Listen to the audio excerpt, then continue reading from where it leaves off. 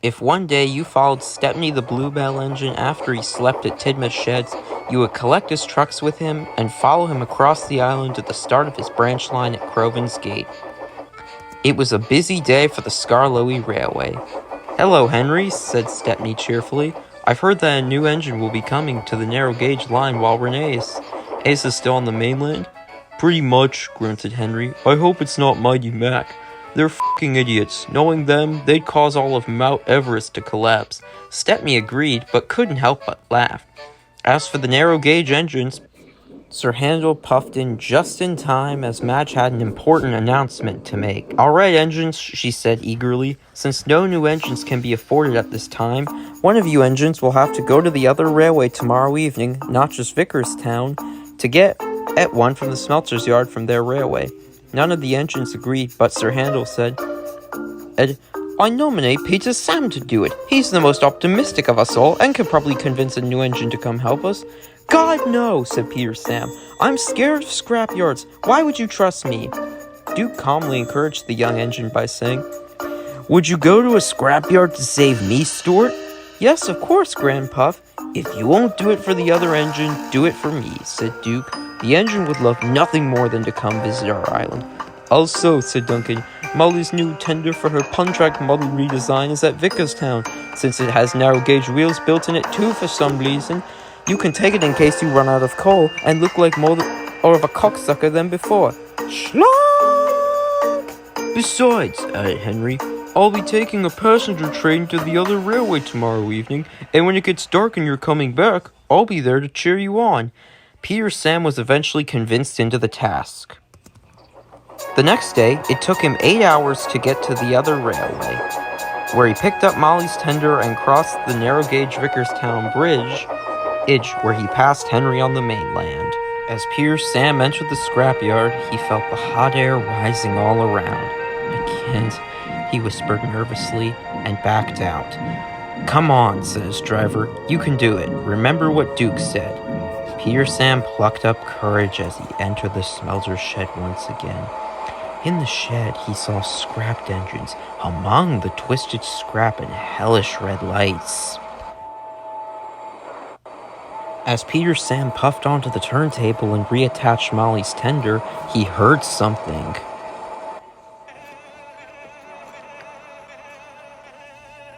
"Oh no," whispered Peter Sam. Then he realized who it was. "It's Smudger!" he yelled, and he raced out of the smelter shed as fast as his wheels could carry him. Smudger followed too. "Smudger is after me!" Peter Sam yelled as he passed Henry and raced back onto the island of Sodor.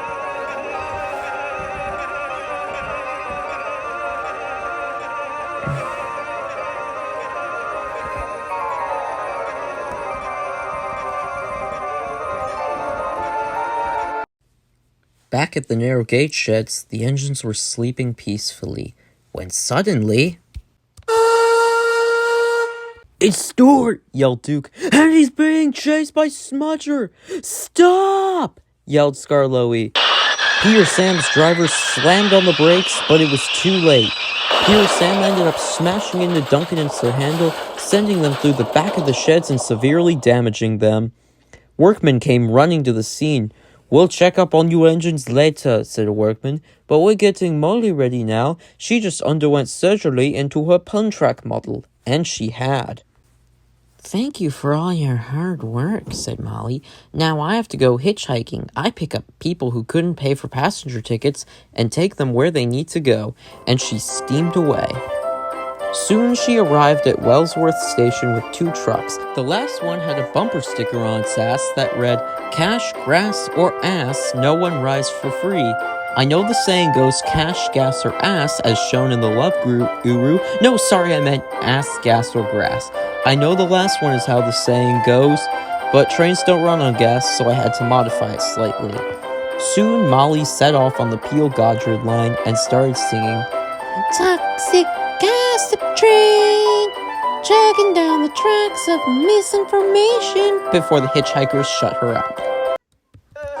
Further up the line, Smudger was at Neville's Bridge after stealing a truck full of dynamite. He lit it and then pushed it onto the bridge.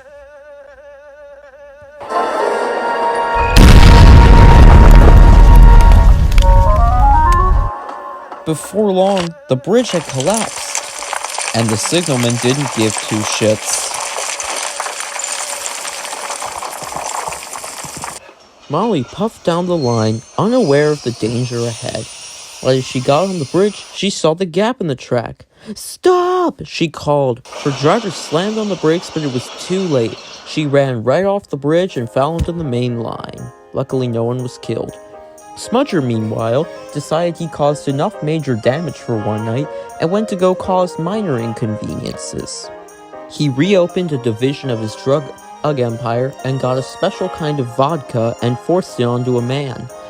As Birdie entered Maithwaite, the man jumped out before it came to a complete stop, nearly paralyzed himself, and was even that shallow enough to pull out his phone. "Oh, you nearly just died and you're pulling out your phone?" Birdie called impatiently. Smudger watched with an amused smirk as he vanished silently into the night.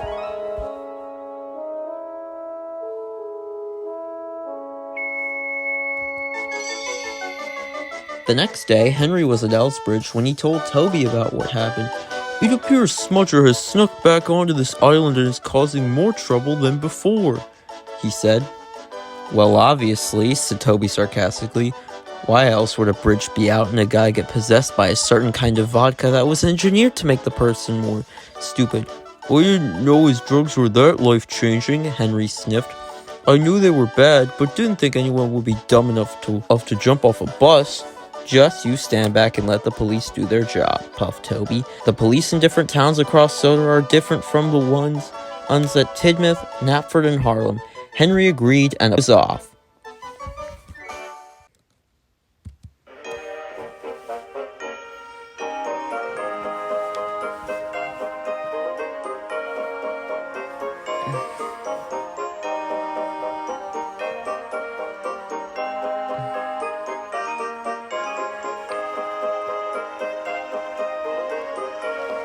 But after parking his coaches at Croven's Gate, he got on Stepney's branch line to see what damage was caused up there. As he approached Neville's Bridge, me and Mike flagged him down. His driver looked off the edge to see Molly on her side being rescued by the breakdown train. "Does everyone just have a hate boner for hit era characters?" Henry asked curiously. "Ring-a-ding," I said. He finally takes a bloody hint. "Yes, Henry, all hit era characters are seen as pieces of shit on this island." As a cherry picker was speeding down the road, he saw Molly on her side. "What the fuck?" yelled its driver. "That bitch just killed herself!" And he sped off the road and climbed the hill, smashing into the newly built barrier on one side of the bridge. Henry's driver, who had made it to the other side of the bridge, sighed, "This ain't the last time someone's gonna fall off that bridge." And this isn't the last time that Smudger's going to appear due to some supernatural forces that recovered him from being a cigar, I said apathetically.